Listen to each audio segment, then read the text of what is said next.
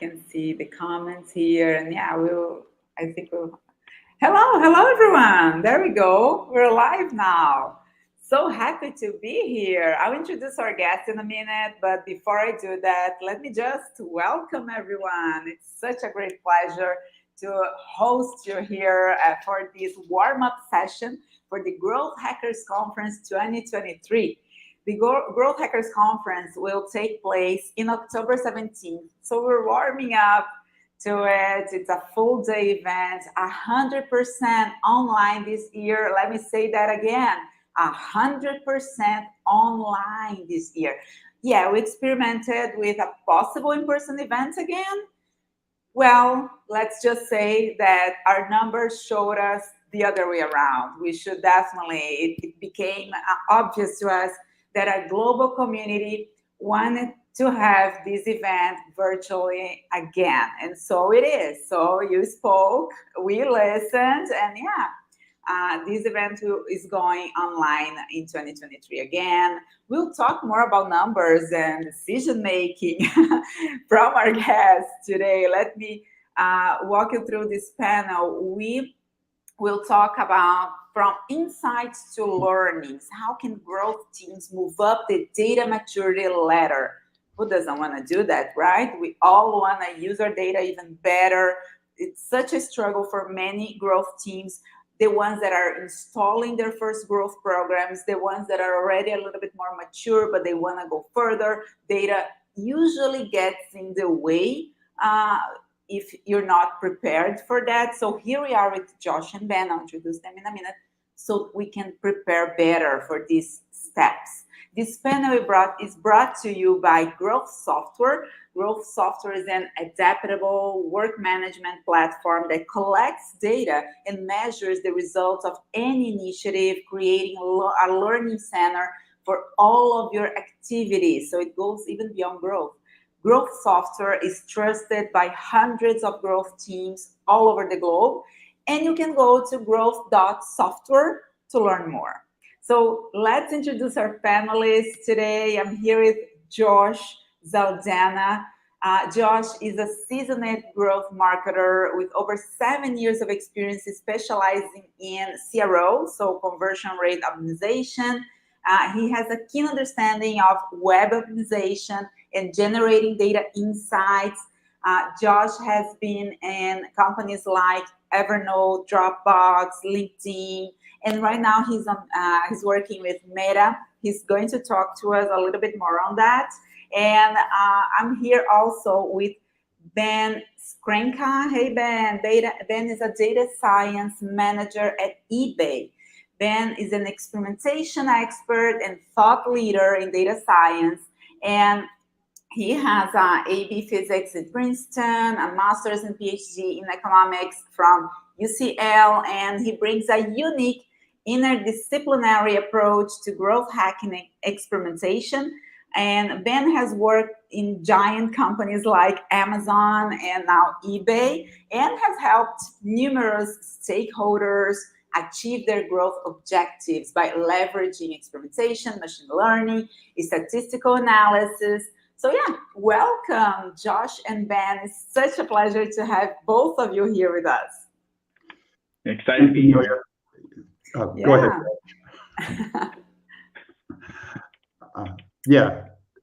Thanks for having us on. And I think that Josh and I are complementary because we talked about this, that this is a team sport, and that if you're doing growth, you need a Josh and a Ben.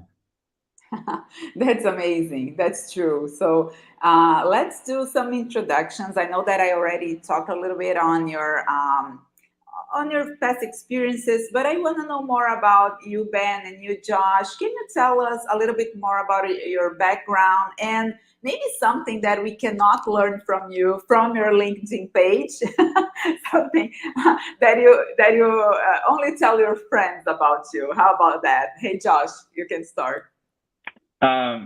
Well, thanks again. Hi, everyone. Excited to be here. As Amelia mentioned, I currently work at Meta within growth as a conversion rate optimization manager, specifically within the WhatsApp business team. been there for almost a year, and previous experiences are companies like Klaviyo, Dropbox, Evernote, and throughout the whole career, it's been growth. And if you've been doing growth for a while, growth looks differently in different companies, but it's the way I think about it is like a different flavor. It's still the same, but just ever so slightly tweaked. Yeah, and in terms of something that is not on my LinkedIn that you could probably find, or I'll tell you that you can't find on there, is we have 2 little kids. So we have a toddler and a 5-month-old. So sleep has been really hard. So if you've been a parent, you kind of know that. But it's fantastic. I absolutely love it. Just kind of enjoy being around them, and getting the opportunity to work from home has been great. But yeah, outside of that, I also enjoy health. I call it biohacking. So currently, like I've been using the Aura Ring. If you haven't checked that out, if you're interested in figuring out how to optimize your like yourself, I encourage you to check that out. You get some great data on your sleep.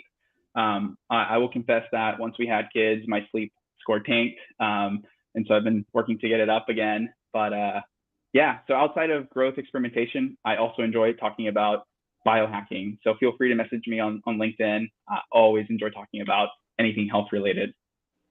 Oh, wow, that's so interesting. Thanks for sharing that with us. And how about you, Ben? What can you tell us more about you? Yeah. Okay. So besides always being passionate about science, and I started out as a physicist and went downhill to economics through the software industry. So I can relate to a lot of stakeholders. But besides like worrying about all those like mathy symbols and helping my stakeholders run great experiments, I found myself living in Sonoma during the pandemic, and I was always a city guy, but my wife loves animals, and it turns out living here in Green Acres is great. We just adopted 2 rescue ducks that someone abandoned in the Sonoma Square, so now there's like quacking going on in the backyard, and we also have chickens.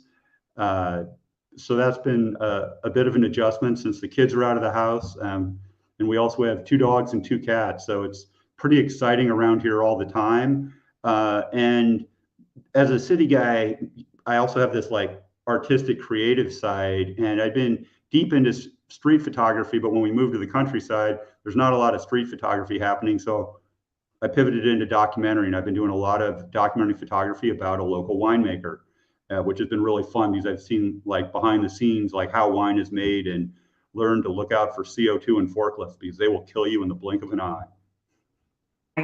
That's amazing. I love the Sonoma area.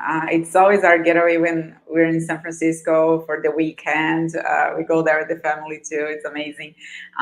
So yeah, thanks so much for joining us again. I'm a bit surprised that you haven't mentioned music.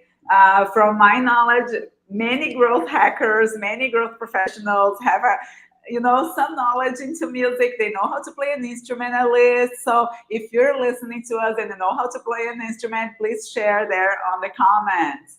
And let me just share with you that Josh will be at the GrowthHackers Conference this year. He's going to talk about driving business growth through strategic website experimentation. And Ben will talk to us more about how to drive experimentation best practices using a maturity model. My first question is around the maturity of data. So maybe we start with Ben, but I want to hear from you too, Josh. How do you define data maturity within the context of growth hacking, of experimentation? People who are listening to us right now, how can they know how mature their team is regarding data? Well, first thing to say is Josh and I are both musicians, and in the interest of time, we didn't go down that rabbit hole because we would never finish.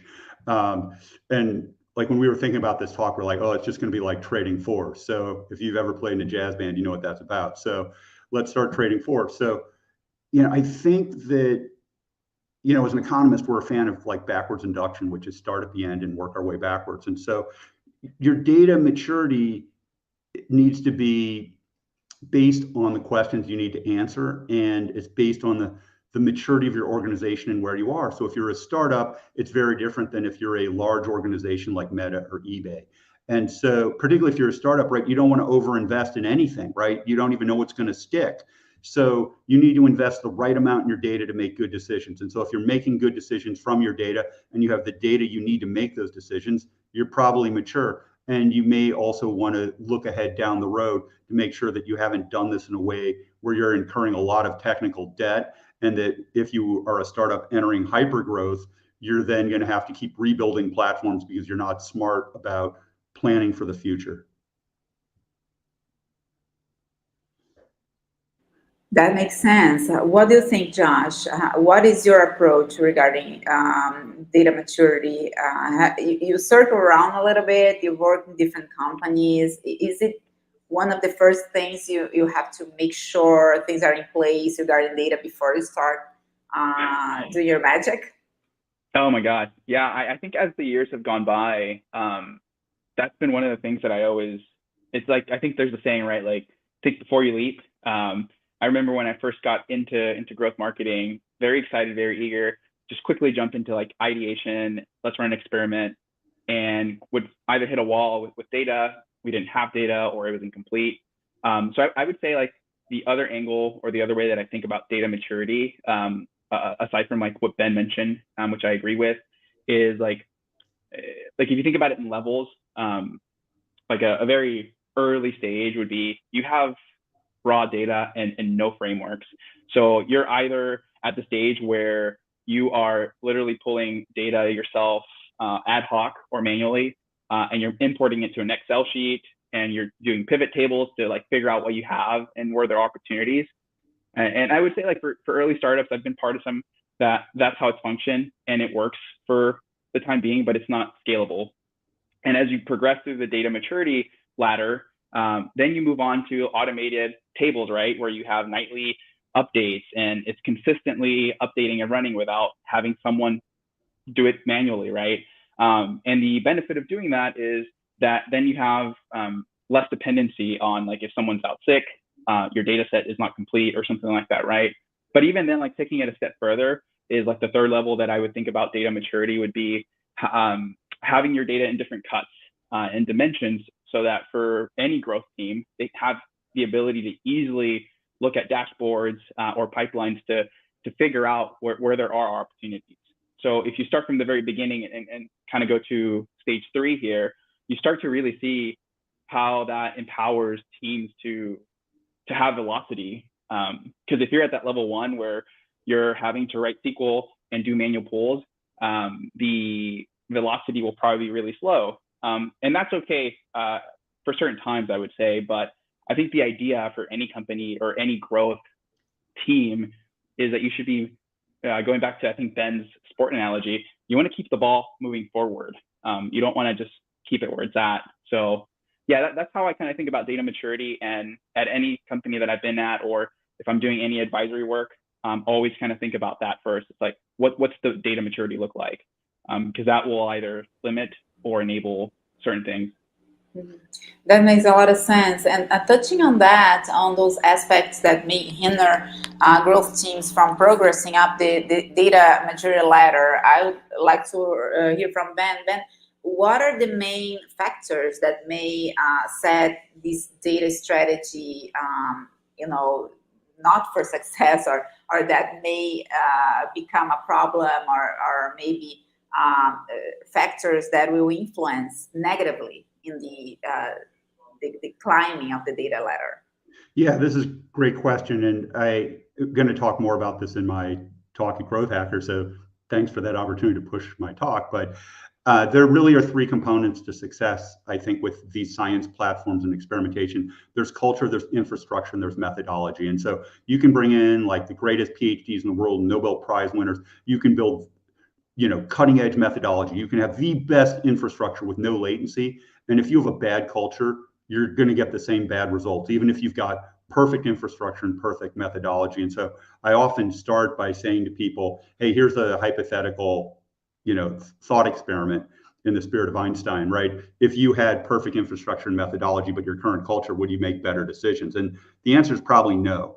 And and that's why I think going through an exercise like building a maturity model is helpful, because it helps you benchmark yourself against industry, understand where you're strong and weak in all your different verticals in your organization, and then you have an incentive, a lever for culture change. And I think that's important. There's a great website, if you're listening, that's fun to go to. It's exp-growth.com, and it will let you walk through Microsoft's maturity model for experimentation. And I just need to let you know, if you're a manager, you're going to score 1 point higher on this than your employees.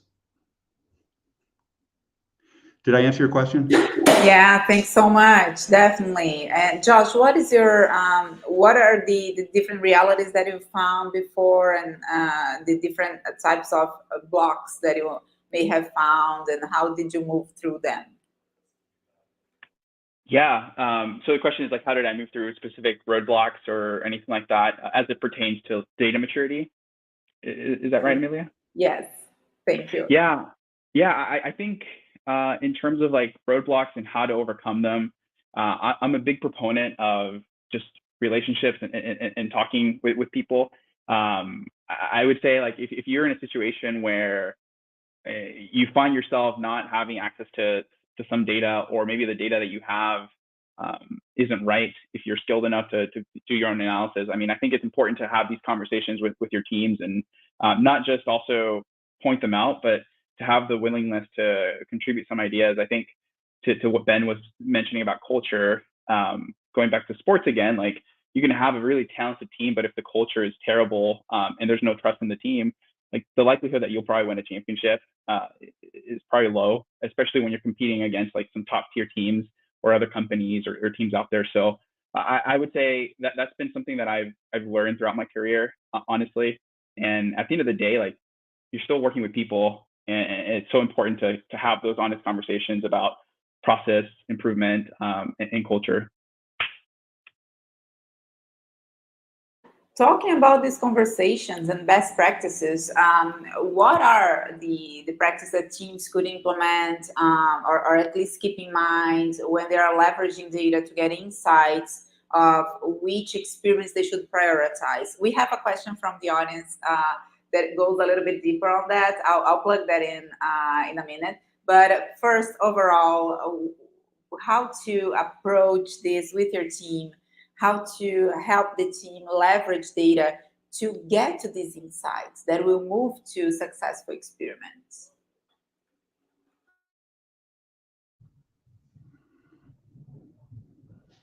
So yeah, again, I think it starts with culture. I think culture just can't be underestimated. I have a little noisy puppy down here, so she's golden retriever. You may see some excitement.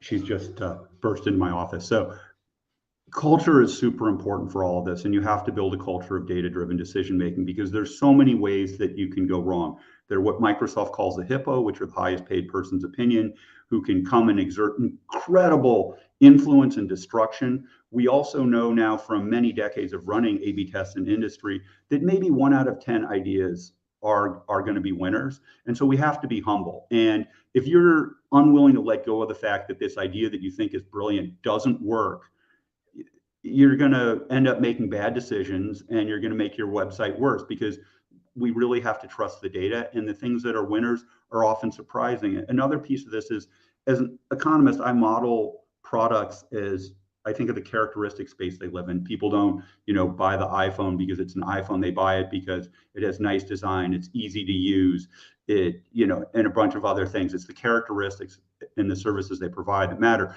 So you want to explore the characteristic space. And if you keep generating ideas that are in the same corner, you're potentially leaving big gains and optimizing in some little local area, instead of being able to go somewhere else in product space and find something that's radically better.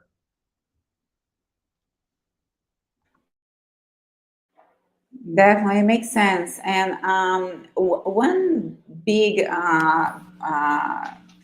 pitfall that we often see is when teams, they find the insights, they run the experiments, and then when it's time to decide if that worked or didn't work, many times data is clumsy and they cannot make a decision, or they cannot agree on a decision. In many cases, we see that there are problems in culture or even process to define the hypothesis beforehand, right? To make sure that we are creating these experiments in a way that will help us through all the way. But what are your ideas on decreasing the amount of inconclusive experiments versus understanding learnings, more like appropriating these learnings so we can move further? So I think workflow is super important, and I think Josh touched on this before. And I've interviewed thousands of data scientists over the years, and when you ask them what the workflow, most have something made up and that they've just kind of put together through years of experience. When the industry standard for machine learning and deep learning is something called CRISP-DM, the cross-reference industry standard process for data mining. And at eBay, we have something similar that's tailored for an experimentation's lifecycle. We start at ideate, we move to design, implementation, data collection, analysis, and decision. And we also track the time for the decision because we want to make sure that people have an incentive for velocity. And this is something Josh and I have talked about, reporting and doing experiments in a way that's reproducible so that you can learn and you accumulate a corpus of experimental information so that you can do like meta learning and have this governance. That's all good, creating incentives. So at eBay, if you run an experiment, there are requirements. Like if you start your experiment and you have a bad hypothesis, you will not get to advance to the next stage, and the tool will evaluate that. And similarly, if you decide to launch, we have like flow charts that help you work through that decision. Another thing I would say is that the frequentist approach to experimentation has problems because it doesn't answer the question I care about, which is it's like, I have to assume that the null hypothesis is true, and then is the data I saw weird? If so, then I think the new thing is better, which is not how humans think. And that's why a Bayesian or a sequential analysis approach is better. It saves you time, and you don't get bogged down in these arguments about, well, my p-value was slightly bigger than the significance level. Can I ship it? It's like, no, you can't. That's not how frequentist inference works. But in the A/B testing world, you know the probabilities. You can compute the risk of making a bad decision. And so it puts you in a much better framework. And so I try not to be dogmatic, but I think in testing, there's a huge and strong argument to be in the Bayesian or sequential analysis view of the world. But again, it's governance and culture and we go back to the basics. Definitely. Josh, I saw you interacting there. Would you like to add anything? Or maybe an example that may have popped in? Well, no, I think more or less it was, especially with the frequentist Bayesian approach. I just remember a few instances in my career where the notion of p-hacking happened several different times, working with different PMs, where they wanted the result to be exactly what they wanted. And if you're not familiar with p-hacking, Ben, keep me honest here, but I think the very simple way of saying what this is it's essentially getting the data on a fixed range or set of variables that verify your result that you want versus letting the data speak for itself. That's like, I think the most simplest way I could define that. Ben, would you add to that a little bit more, or is that right? Yeah, that's great. I mean, basically there's this notion that you can torture the data until it confesses. And I see this all the time, particularly with junior scientists, like, our experiment showed no lift, but I sliced it and sliced it and sliced it. And it turns out that women under 30 in Mongolia show lift. And so like we should go big for women on Android who are under 30 in Mongolia. And it's just like a multiple hypothesis testing thing. If you know that if you make 20 slices of your data, probably 1 out of 20 is going to look statistically significant. And so again, we have to be circumspect. And also then there's the whole world of if you're running experiments under power, and if you get into running, often we have to run these marketing experiments that are geo-based, and those are incredibly tricky. In particular, I think Google doesn't want us to be able to measure. But if you're running these geo-based experiments, there are 212 DMAs or 210 DMAs in the US, so city areas, and about 70 of those produce reasonable signal. And probably somebody in your company is doing something with some of those. So maybe you've got 35, units in your experiment with signal. Like, you're going to be underpowered. It's hard. And so now you need to start looking at newer methods like synthetic control, and that's like a whole nother conversation.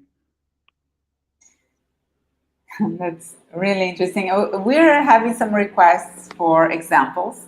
Paulo here asks Ben to share a little bit more of one time maybe where discoveries or behaviors that were not expected were found in the data and helped a specific goal there, either in eBay, maybe you have this same example elsewhere. Can you think of anything? Yeah, so maybe I don't have the best answer for this, and Josh may have better answers because he runs more experiments day to day, and I usually show up when something bad happened or someone's trying to like run something low power. But yeah, one example was that's kind of related to this is early in my career at a large e-commerce company. There was some super high Hippo VP director guy who believed direct mail was the solution to everything.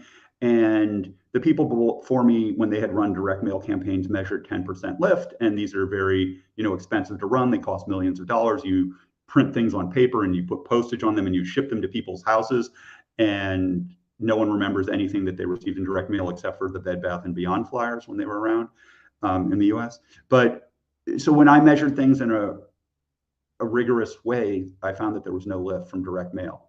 And it turned out that people before me were using an attribution window of 2 months, whereas I said, well, maybe this has impact for a week or two, which is, I think, reasonable and defensible. And so I was in like huge amount of trouble. Here I am, junior scientist, and there's this like huge, big Hippo dude. And so, this result was not, in some ways, it was the expected result from my perspective. It's like, why would you think direct mail would work? We were targeting college students. Like, there's no reason to think they're even getting these. They're probably their mom's getting them and throwing them out. And yet he's like, you're a bad person. And so there's this huge Hippo tension, and people before me were willing to get the result he wanted by p-hacking. And so in some ways I got a unexpected result in that it was probably the sensible result if you didn't have this bias. And that was an interesting political situation. And so if you're a young scientist and you find yourself in this situation, you need to go find a high-level data science advocate when this happens. So someone like a principal or member of the technical staff who will go slay the Hippo for you. But Josh may have some better examples. Do you have any examples of counterintuitive findings from an experiment that challenged the conventional growth assumption that you had previously, or? Yeah, I mean, 100%. I think to what Ben said about finding an advocate, especially someone who's more seasoned in terms of from an analytics perspective, experimentation rigor. I think an example that comes to my mind was when I was at Dropbox. I had joined the Dropbox paper team, and we were particularly looking at improving the activation rate for new users of Dropbox paper. And the medium that we were working on was email onboarding.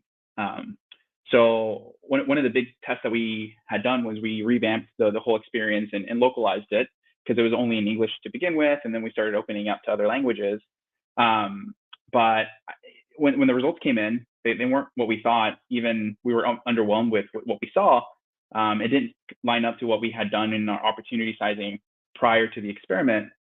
And this was one of my first times. So I was definitely a junior growth marketer at the time, but it wasn't until after I had the wherewithal to kind of reach out to another growth marketer and data science partner at Dropbox who had way more experience than I did. And I said, hey, here's what's happening, and it just doesn't feel right. So there's some of that intuition that I think it is important to know how to listen to and when to listen to when you're running experiments. That's not to say that you should be gut driven, but I think sometimes it helps you say, this doesn't feel right. But anyways, so after doing that, they kind of pointed out the obvious. Now to me, it's the obvious, but what had happened is I felt to segment my data by region and locale, because we had initially localized the whole email process, right? And so as a whole, the results were flat. But once we started seeing the results based on language, we really saw that for specific regions, we saw significant improvement. In others, it was lower or insignificant. So that made sense in terms of why, as a whole, it was flat. But then when you start segmenting based on locales, you start to see the opportunity there. And then you can make decisions on okay, here's where we can continue to push improvements onto, or maybe this particular language here is not significant, but we know that it's the majority or a good portion of our view users. So we need to keep, experimenting in that region. So definitely a huge proponent of not being afraid to ask for help or even like a peer review. I would say like, yeah, always be open to that. You mentioned your experience in the early days at Dropbox, and I was just imagining you're joining a new team, you're joining a new company. That's the case for many of our listeners, I'm sure. What is let's say, the checklist or the basics that you want to cover to understand if everything is in place regarding data? It's not the best time maybe to question metrics or the reports that you get when you're a newcomer. But what do you need to know in terms of data when you're first joining a growth program, or if you're kicking things off too, if you're installing a growth program yourself? Yeah, I'm happy to kind of take a stab at this one. I would say like one of the biggest lessons that I've learned. Well, there's several lessons I've learned throughout my career, but I think one that comes to mind in this particular case is when you first, at least when I first started, I was so laser focused on whatever I was assigned to. So if I was assigned to, let's say, acquisition, I just focused on acquisition, and my thought process was like, okay, I should really get to know all of the acquisition metrics that we have, from paid to organic, landing on the website, clicking on the website. Definitely, that was it. And I would say that in the experiment maturity ladder, or the process, the phase, really what needs to happen is you should consider and think about what happens after someone is a new user or is acquired.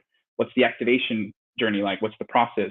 Because once you start thinking about those kinds of questions, you really start making, you can make decisions that really benefit the business. Because, for example, you could focus on acquisition and increase that number significantly on your website, and you could 10x, for example, the new users.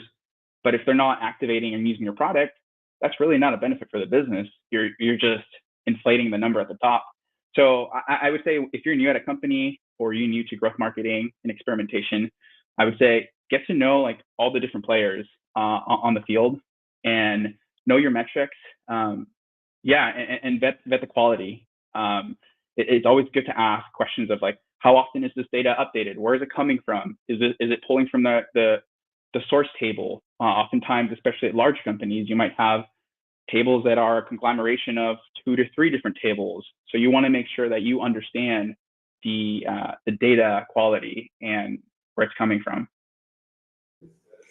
Thank you so much for this walkthrough, Josh. I think it's super helpful. I have a question here on how the early team, when we want to have everything in place, who should we have on board to set a strategy like this one, a process like this one that you described, that Ben also described early on?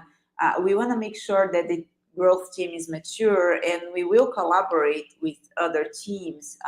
In many cases, the data science team is not around, or they are focused on many other things, not only growth. But we also have the marketers, the product team, and everyone wants to drive successful a successful experimentation program. So how to forge for this collaboration early on? And we have another question on the early on days, and I will share here in a minute. It comes from Guilherme. Guilherme, I'll share your question in a minute. Let's just hear from them how to forge this collaboration from the beginning. One of the things I've really learned and come to just really like about eBay is that the more diverse your team is, the better the decisions are.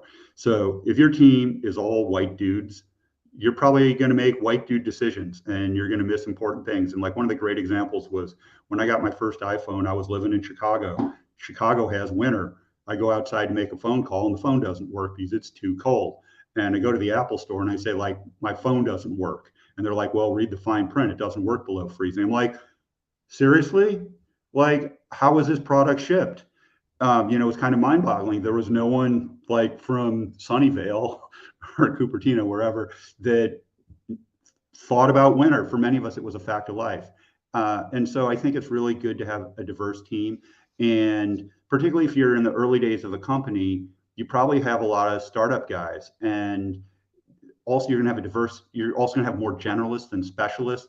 And so you don't have someone like me who is just like deep in experimentation. And I've been a generalist, but I really like experimentation. And so like, you're probably not going to have that. And so you may need to have people like that you consult with, but you're going to have a generalist. And at a minimum, you're probably going to have 3 people. You're going to have a Josh, you're going to have me, and you're going to have an engineer.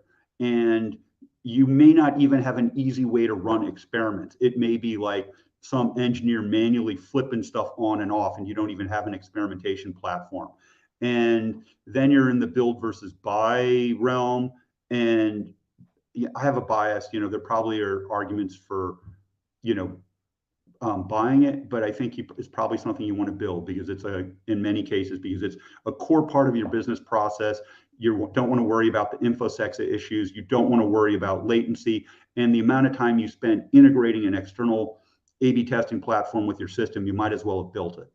And then you have control, and you understand everything, and you can debug it.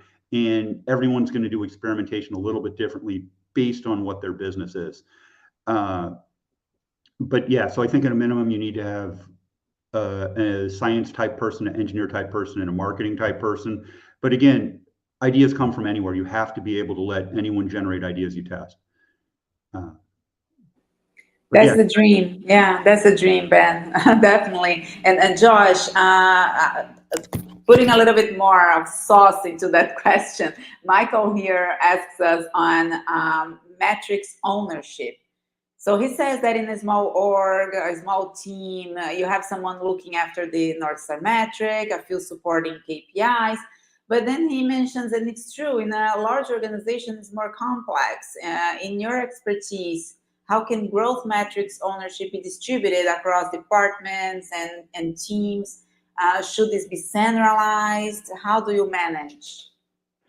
Oh, that's a great question. And I don't know if my answer will be the only answer, or maybe even the right answer. I'll just say from my experience, I acknowledge that it is complex for sure, especially as your team and organization grows larger. I would say this kind of ties into the question that you had asked earlier about how do you build rapport or relationship with cross-functional partners.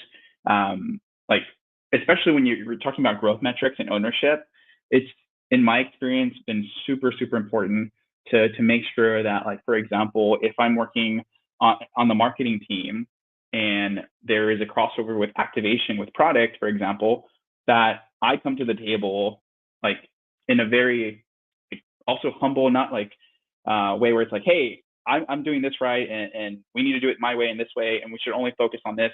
But really, like, you need to show concern or care for what the other teams are also looking at. So in terms of growth metrics, like, you need to understand that if you're on marketing, like, they're also valuable pieces to the growth metric for product. So going back to like the acquisition example, like, marketing oftentimes will think about like, well, let's get more leads or more signups at the top. But then if that improvement ends up negatively affecting activation for product, like, you're gonna hit the wall, and you're gonna have a lot of friction. So I think it's super, super important to understand, like, what does the other team care about, and how can you address their concerns so that they know that you're being thoughtful about that. In my experience, when I've approached metric ownership in that regard, even if it's on my team, myself, or centralized, that oftentimes leads to the best types of partnerships, because we understand that, like, hey, we care about, we hear you, we know what you care about, and we're going to do our best to have guardrail metrics to ensure that we're not negatively hurting you. So that's my piece on that. Yeah. Thank you so much for sharing, Josh. Michael, I hope this helps you there. And from what I see, there is no one solves it all answer, no big answer for that. It's really a personal matter, right? You have to navigate these different politics, internal politics, and the corp and everything. And every company will be different too. So yeah, Josh, you mentioned earlier something really interesting on gut feeling, and I would like to hear from Ben. How do you strike a balance? Is it possible to have some balance between data-driven decision making and trusting your intuition? Is that a thing for data scientists or not really? No, that's like a great question. And I teach a course at eBay for my colleagues called Essential Skills for Data-Driven Decision Making. And one of the things we spend a lot of time talking about are the behavioral cognitive traps that we can fall into, like, the recency fallacy, or, Dunning-Kruger, and so many of these other traps, anchoring, and so on. And so it's very, very good to know about these behavioral pitfalls that are wired into our human psyche that cause us to make bad decisions. So, like if we've heard something repeated a lot, we're likely to think it's true, even if it's not. We see this all the time in the news. There's something called the certainty trap that's really good to know about. We see this a lot, like when we have someone who has like a religious level of attachment to something. And if you try to challenge those beliefs, they're going to say, like, you're evil. And it's really hard to have discussions in these situations. And you have to assert your right to ask questions and kindly and gently probe. And it can take years. And but so I think intuition is important. It's often where, like, creativity and our ideas for what to test come from, or it gives us these leaps that allow us to define and debug problems. But I think it's very good to make decisions in a data-driven, evidence-based way as much as possible.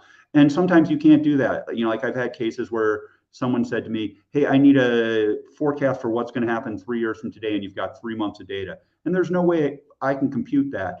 And so in those situations, you need what's called a panel of experts. And so maybe you need to get some experts together and vote in some Bayesian method. And these approaches have been very effective for solving some problems, like the US Navy has used them to find, like, missing nuclear submarines in the middle of the ocean. So I think intuition is important, but we want to be as data-driven as we can.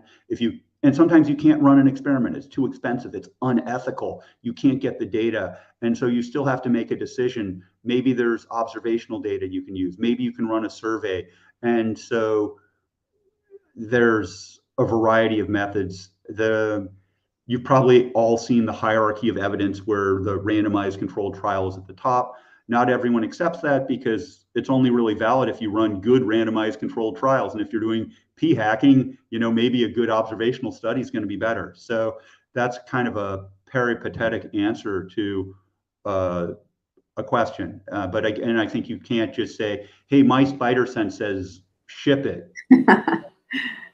Not a good way to make a decision. Yeah, I wonder if that also touches the point that Guilherme here was, he asked a question earlier that it's around that subject that is on statistical sample. He doesn't have enough statistical sample early on, specifically if you're launching a new business or a new product, perhaps you don't have enough data. What practices do you recommend for this situation? Both Ben, and then I want to hear from Josh as well.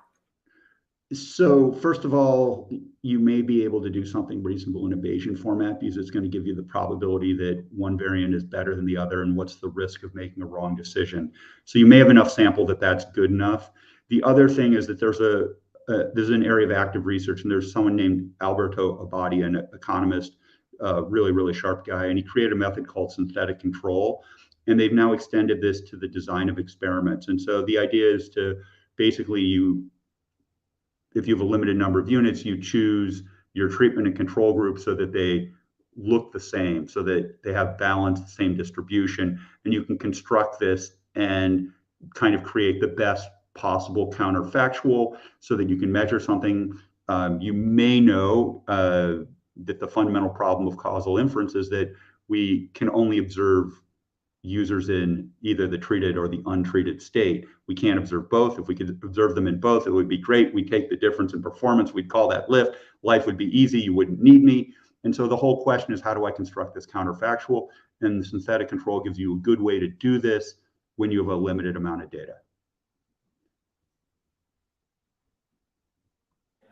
Josh, will you add anything, any suggestion for Guilherme or anyone here who are first launching a new business or a new product and they don't have enough, they feel that they don't have enough data? Oh, yeah. I've certainly been in that in some early companies. And I think the Bayesian, switching from frequent test to Bayesian is definitely a great call out. because then you're not having to wait for months maybe to get a read on something. But the other helpful thing that I've learned along the way is if your sample size is just not there, really swing for the fences. I mean, make a crazy, like a big change, an informed change, but like if it's a complete redesign, for example. Now, something like this is oftentimes, or it can be debated within the experiment realm. But my approach typically is like, if you're gonna shake the tree really hard, don't just call it a done day when you get the results and it's like statistically significant. It's like, then what you do, what I've done in the past is work backwards to try to identify specifically like what led to that increase, because you really just want to know. You don't want to just say, hey, we redesigned this whole website and look, we have a 50% improvement. You really need to go back and do your homework to figure out. So if you don't have the sample size, that's one way. The other approach too is focus on getting your sample size up. It's for a period of time. You need to shift to growing your visitor rate or your user base. So that's like something practical that I've learned. Swing for the fences is what I would say. Don't be afraid to do big changes, but do your homework and work backwards.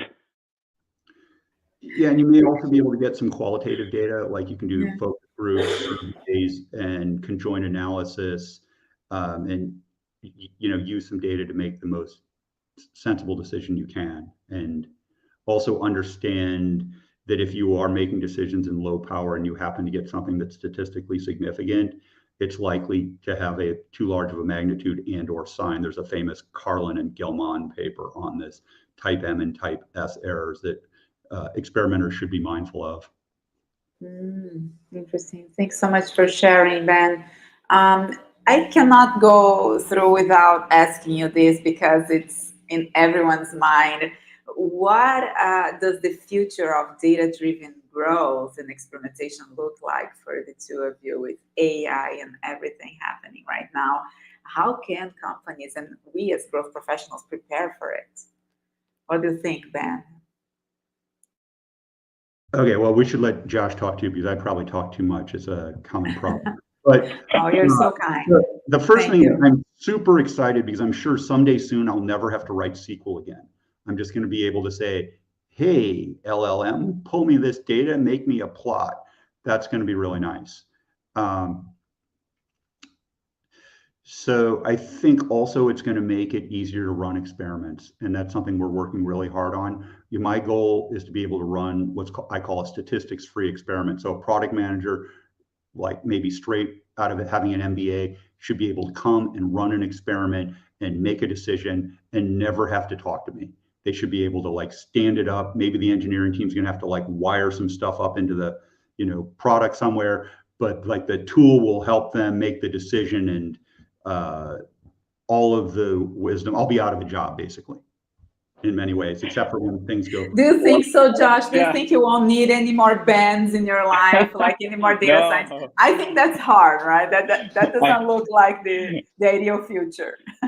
I think we're getting to like some iRobot kind of stuff here, but yeah, no, I think it'll definitely supplement the process for experimentation and making informed decisions. And I love the idea of empowering maybe non-scientific counterparts who don't have the knowledge of like experiment frameworks and that kind of stuff to make these informed decisions. I personally am still learning about like AI and diving into it. So I would encourage everyone to say like, yeah, be open to it and explore it, because I don't think this is necessarily going to go away. It's not just a fad. I think it's certainly, and it's already making an impact in our industry and across other industries. So be open to it and explore it. Even in simple areas, it's super helpful. Like, I used AI to write my speaker bio for Growth Hacker. It was late at night and I was pretty brain dead. And, it got it 80% there. And then I did a little wordsmithing. I've heard of people using it to write performance reviews. So it may save us a lot of time so that we can focus on the stuff that's really matters. And we really should be trying to do the work that's essential and eliminate meaningless work. And if this helps us eliminate meaningless work, that's great. I wish it could take compliance training for me, but that probably defeats the purpose of that. But I think there are a lot of ways that we can use this to automate the meaningless work in our life to focus on the important stuff.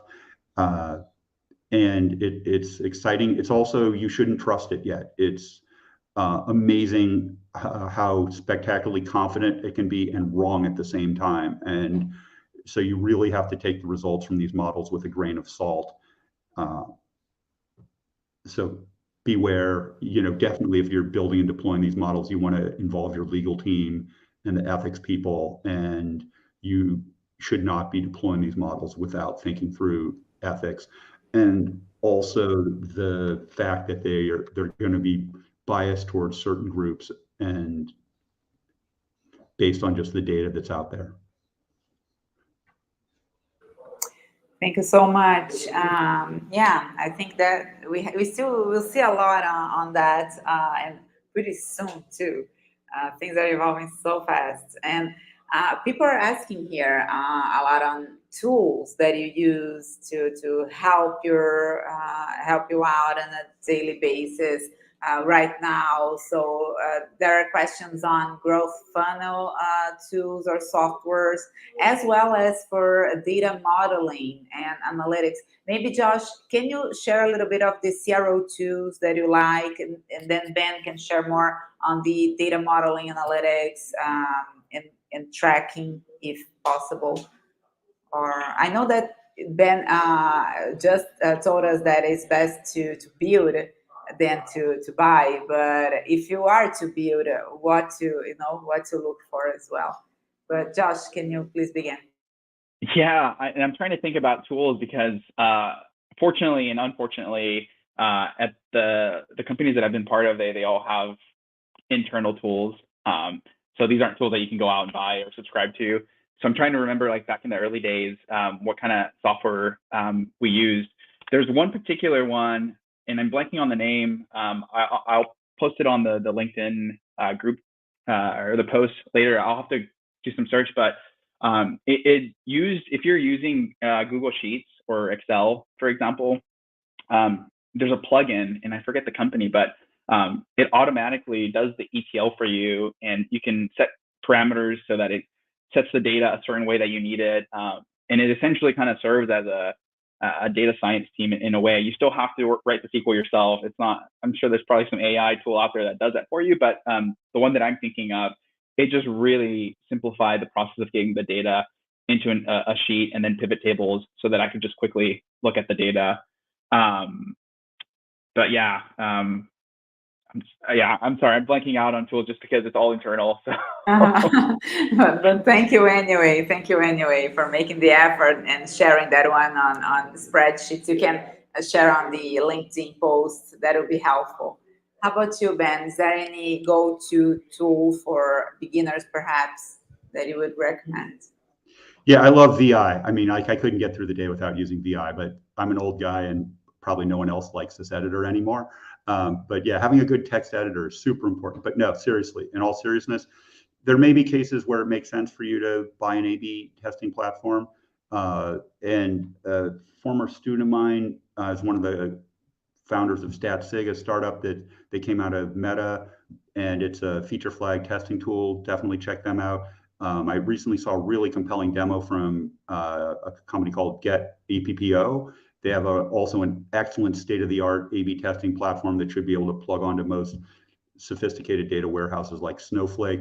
A/B Smartly, I think, is likely good. Georgiev, who's a thought leader, is involved in helping them drive their science, and they do sequential analysis. There are some other tools that I've looked at in my startup life that the engineering team had a coronary over because of their latency and infosec implications.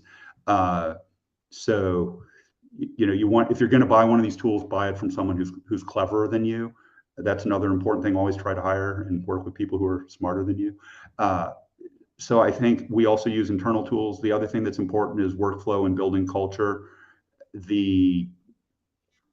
you haven't read the Ronnie Kohavi book and Tang and Zhu, Trustworthy Online Experiments, Josh, I know, is also a fan of this book. That is a great place to start. After that, the Georgiev's book about online A/B testing is good. It has a little bit more statistics. And if you want the PhD level treatment, the Imbens and Rubin book on causal inference is just outstanding. It's surprisingly clear. You wouldn't know he won a Nobel Prize. It's so clear. And if you have to deal with quasi-experiments where you can't always run an experiment, the Scott Cunningham book, The Mixtape, is very good, and you can get that for free.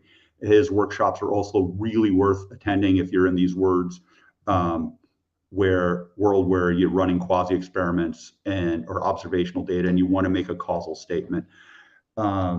Some other tools, Mixpanel and Amplitude, are super helpful for figuring out like what's going on your site. Those kinds of tools can really save you a lot of time in understanding how users actually use your product. That's a great place where you get unexpected results.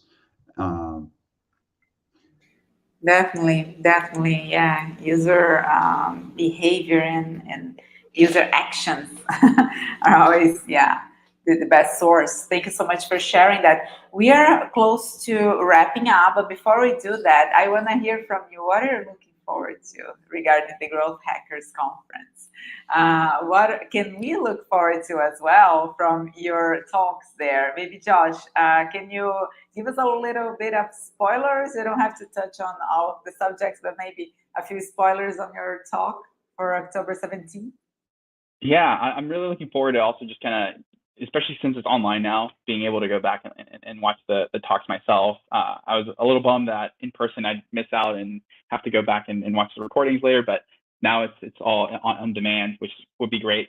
In terms of my talk, I think I'm really looking forward to sharing just some of the best practices that I've learned throughout the years in terms of how to make the best decisions for finding opportunities within your business on the website, as it pertains to the website, really. But again, I kind of teased this throughout the talk earlier, but not just thinking about like the acquisition side of things, but seeing it all the way through to revenue. Because at the end of the day, all the businesses out there are out there to make some form of money, right? And you need to think about like, how does your work impact the business in terms of revenue?